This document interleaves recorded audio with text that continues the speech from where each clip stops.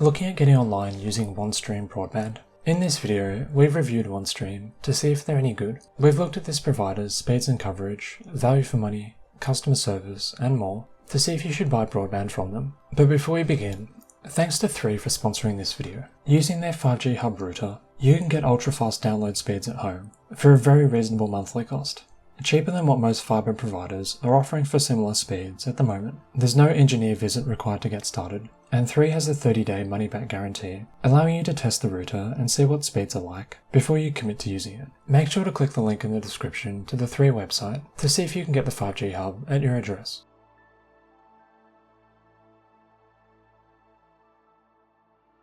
Onestream is a full fibre broadband provider that uses the Openreach network. This is the broadband network built and maintained by BT, which is available at almost every address in the country. On this network, and therefore with Onestream, you can get a download speed of up to 900 megabits per second in full fibre areas. There are also 500, 200, 100, and 74 megabit per second download speed options that you can choose from. No matter which you choose, you have to enter a 24-month contract to join Onestream, and there's normally a £5 upfront cost. As a relatively basic budget provider, Onestream doesn't have much in the way of add-ons you can choose to include, like cable TV for example, but you can choose to keep your landline phone, and they have a decent range of calling plans on offer in case you want inclusive minutes. At the moment, anytime calls, including to some foreign countries, is only £12.50 per month, which is pretty reasonable. Apart from that, there's not much to say about Onestream. If you go to their website, and there's not a lot of extra information available about them, such as information about the company, the router they're supplying, or their customer service. We'll go into all these a bit later in the video.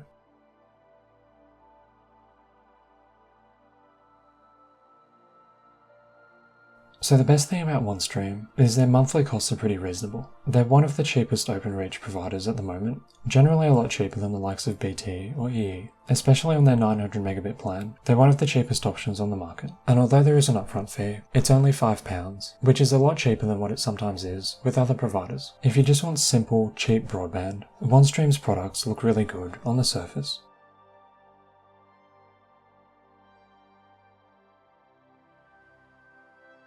The other good thing about Onestream is their landline calling options. These plans are pretty good value for money compared to what you get with the likes of BT, Sky, or Virgin Media. They offer the option to pay as you go for calls, which some other providers don't do at the moment, and these other plans with inclusive minutes are pretty good value for money, especially the anytime calls option, which includes unlimited calls to mobiles and landlines in the UK, as well as a good range of foreign countries. With most other broadband and phone providers, you'd have to pay quite a lot more per month to get inclusive calls to foreign countries.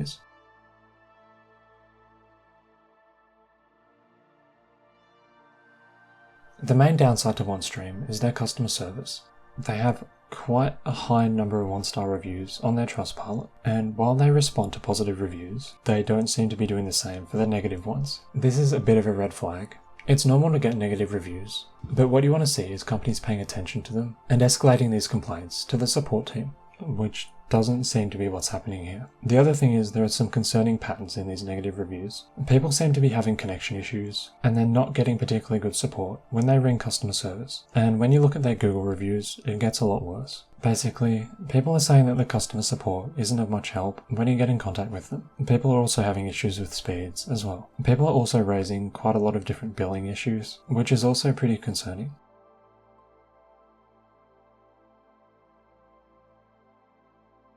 So probably part of the reason people are raising billing concerns is because Onestream signs you up for McAfee antivirus when you join them. So you get this 1-month free trial, which is fine. The problem is this automatically renews when the trial is up. You have to actively go and cancel it unless you want to be billed. They'll send you an email about this, but it's pretty easy to miss it, and they'll charge you whether or not you're even using the antivirus, which is kind of insane. We'd really prefer if they just didn't do this. Most people just don't need McAfee. There are plenty of free antivirus tools you can use instead, if you really want the extra protection.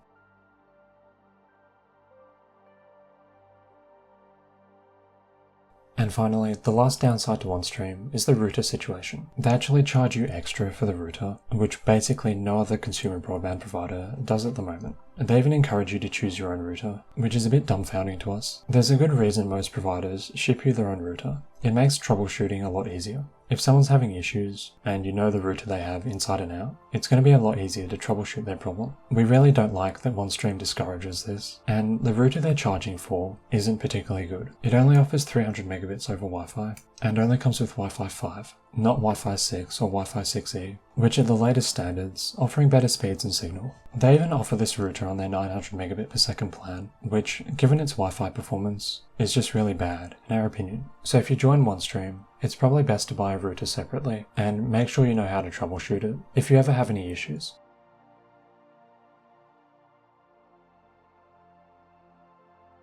So in conclusion, for most people, we wouldn't recommend Onestream Broadband. They charge you for their router, which isn't very good. They tag McAfee onto your plan, whether you want it or not, and their customer service leaves a lot to be desired. But if you're looking for an alternative, click the links to the EE or Plusnet websites in the description. EE might be slightly more expensive, but they include a much better router, have better customer service, and offer faster download speeds. On the other hand, Plusnet is cheaper, but they still offer really good customer service, just their router isn't quite as good as the one EE ships you. Make sure to click the links in the description to view the latest deals from these two providers. And if you have any questions about choosing a broadband provider, leave a comment below, and we'll get back to you as soon as we can.